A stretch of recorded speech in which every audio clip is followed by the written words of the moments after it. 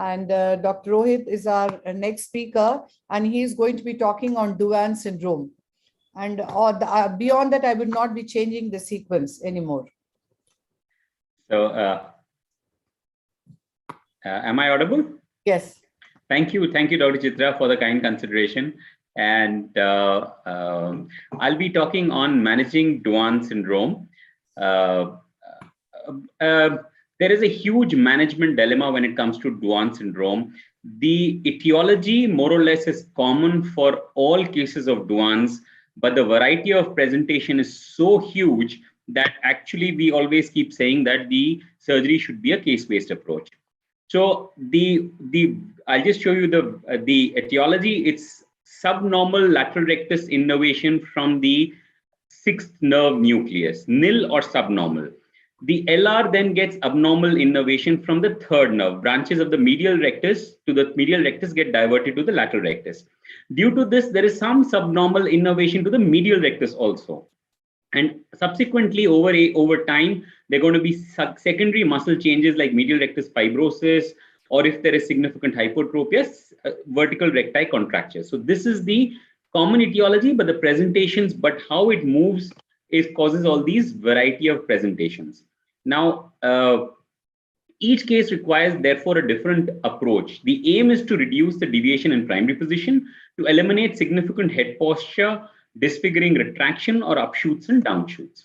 Now, we'll start with this case. This was a 14-year-old girl who presented with inward deviation of the left eye. Vision was normal, which is fairly common in patients of Duane's. In fact, if the vision is abnormal, look for amblyopia, secondary to refractive errors as a cause and rarely due to the Duane's. She had about a deviation of about 20 prisms. Her face turn was 10 degrees, but usually is actually more than the primary gaze deviation. Severe limitation of abduction. In fact, that is the key feature. A small amount of primary gaze deviation, but severe limitation. And that's how you differentiate it from a sixth nerve palsy, where the deviation and the limitation of movement is going to be quite commensurate with each other. So this was a left EZO Duane's. Now, how would you kind of approach a case of left EZO Duane's? So the important thing is to individualize an EZO Duane's. Unilateral or bilateral. Unilateral small angle deviations, you have an option of medial rectus recession alone of the ipsilateral eye, superior rectus transposition with or without vertical rectus transposition, again with or without associated medial rectus recession. Usually, if the angle is large, you would require a medial rectus recession and a vertical rectus transposition. And if there is severe co-contraction along with the medial rectus recession, you will require to do the lateral rectus recession also to overcome the co-contraction. Otherwise, you will develop an abduction or a split eye movement, which we'll talk about. If it's bilateral, again, you can do the same procedure in both the eyes. So in this case, it was about 20 prisms. We did a medial rectus recession. You can see good alignment in primary gaze. One problem that is there in Duane's is the adduction deficit the moment you do medial rectus recession. I started off by saying that because of the subnormal fibers going to the medial rectus by the third nerve nucleus, it is under innervated, and if you recess an under innervated muscle, you're actually operating a theoretical peritic muscle, and that's why even small recessions of the medial rectus will give you adduction deficits. So it was only 5 millimeters. Be minimal. So do not do large MR recessions in the ipsilateral eye. It causes adduction limitation, and retraction can cause a simultaneous abduction if there are retractions present preoperatively, because the LR will continue to contract against a weakened medial rectus, and that will cause these splits or synergistic divergence. So titrate medial rectus recession based on the FDT. Now, another child, about 30 prisms of primary gaze deviation, severe abduction limitation. In this, we did a small medial rectus recession along with the superior rectus transposition. We can see the good abduction that the child has got. Small adduction deficit is there because of the MR recession, but the vertical rectus transposition has provided abduction, so which is a good enhancement you get. So advantages of transposition, greater abduction versus medial rectus recession alone. You can get away with less medial rectus recession, so adduction deficits are limited. You possibly, although there's no clear evidence, have a lower post-op drift or a recurrence, but do not do SRTs or VRTs in presence of retraction. So what is better, SRT or VRT? That is superior rectus transposition alone, or a partial VRT or a VRT. If you do 3 muscles, you risk anterior segment ischemia if you do it along with an MRC. So SRT with an MRC versus VRT is as good. And of course, SRT does not induce clinically significant torsion or hypotropia. This is another patient. You can see this is a case of a bilateral Duans. You can see abduction deficits on both sides, esotropia. In this case, we did bimedial recessions. Here we did go a little higher because anyway, there was very less adduction to start off with. You are still able to get good adduction and eye movements, but good primary gaze alignment. Bimedial recessions as necessary because you need to have good alignment in primary gaze. In both the eyes, you need to free the FDT, otherwise you will have a residual. This is a patient of ESO-Duans with retraction. So small angle ESO, but retraction. So in this case, we had to do both medial rectus recession and a lateral rectus recession. So you can see a reduction in the retraction, primary gaze alignment, but abduction also, of course, does not improve or does not get better. We go to EXO-DS. You can see this is a patient with exotropic Duans. You see the severity of co-contraction. So this is EXO-Duans in primary position, severe co-contraction. In this patient, the options are that if the lateral rectus has normal activity and no retractions or shoots, you do only a lateral rectus recession. If there are shoots and retraction, you need to do a Y split with the lateral rectus recession. If the LR is subnormal and again, no significant retractions, and LR recession will suffice, but significant retractions, you do a very large recession or maybe a lateral rectus periosteal fixation. So we'll see some of the results. This patient, you can see this was the severe co-contraction. You can see we did lateral rectus periosteal fixation. Abduction is lost, which is a downside of doing periosteal fixation, but see the good effect on the co-contraction. The eye that was not visible is now visible. The other alternative is you can do a periosteal fixation along with a partial VRT. And again, in this case, you can see an EXO-Duans with a severe co-contraction. We did lateral rectus periosteal fixation with partial VRT. So you can see some amount of abduction is retained because of the partial VRT. When would I want to do partial VRT? When there is some amount of abduction present. So you can see this position to this position, there is abduction, there is a risk of consequentive ESO. I will do a partial VRT along with the lateral rectus periosteal anchor. In this case, there was hardly any abduction. I could get away just with the PVRT. No PVRT, just a periosteal fixation, although a third of these patients may go on to get a consecutive ESO and may require a second surgery. So again, you can see on left EXO-Duans with severe co-contraction. There was a hypertropia in primary gaze, but this is not an SR contracture. You can see it gets corrected just by a lateral rectus periosteal fixation. There was no need for SR surgery. So first step, do an lateral rectus large recession or an infinite recession theoretically when you periosteally fix it. That can more often than not correct this co-contraction that is happening even in primary gaze, and you may not require to do any vertical muscle surgery.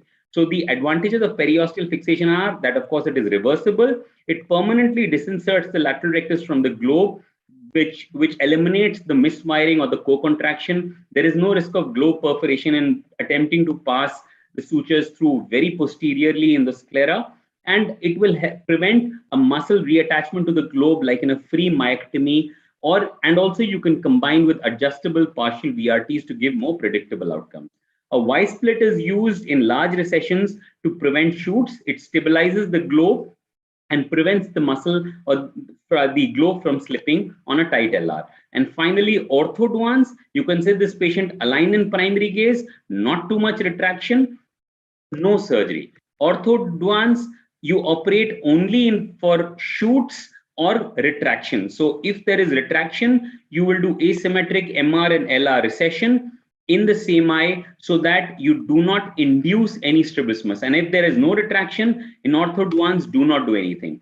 So take home message, indications for surgery would be head postures, shoots, retraction, primary position deviation. Remember, please advise the patient normal ductions and versions cannot be achieved. Primary gaze alignment and increase the area of binocular single vision is the aim. Shoots, retractions decrease but may not completely get eliminated. Usually, I would defer surgery till the child is walking so that I can actually measure the head posture. But if it's a severe deviation and the eye cannot come to primary gaze, you may have to operate early so that the eye does not develop amblyopia. Thank you very much for the opportunity. That was a wonderful talk. Truly wonderful. Dr. Kavita, could you take some questions?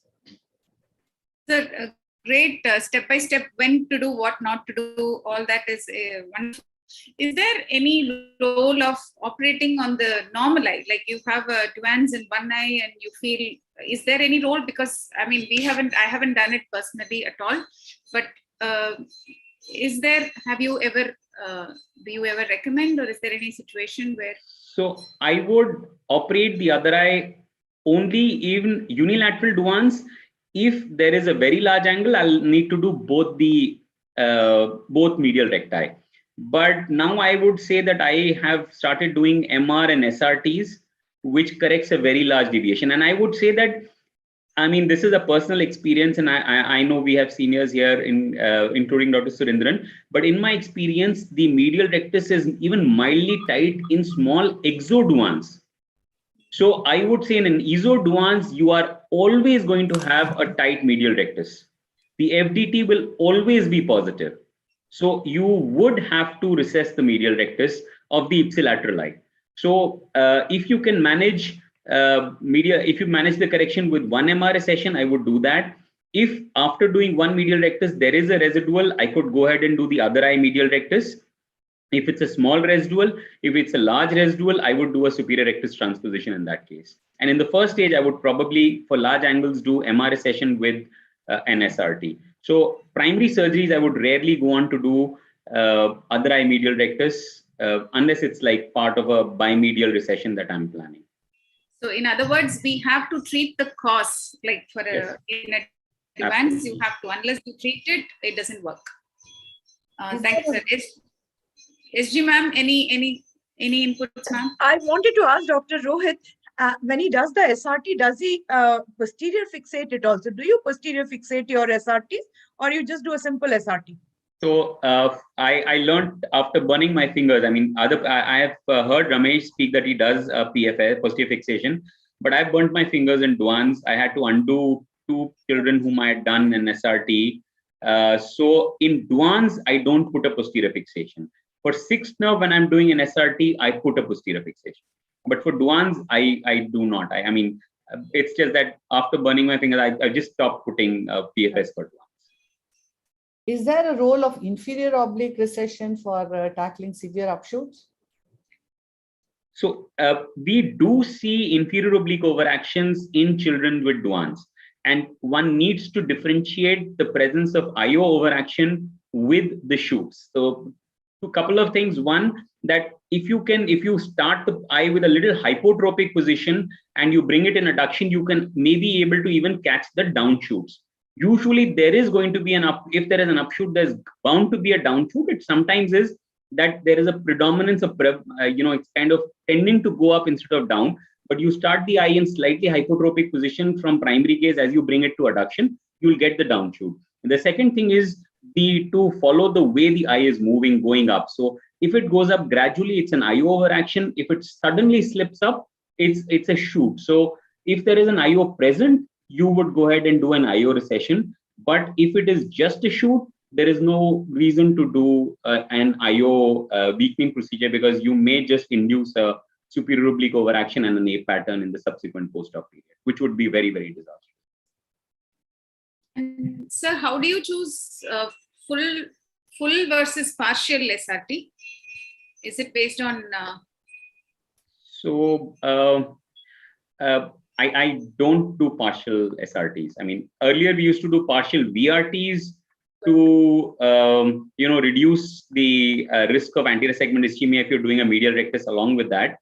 But I actually shifted to SRT because a lot of bleeding, and somehow as strabismus surgeons we don't like so much blood on table.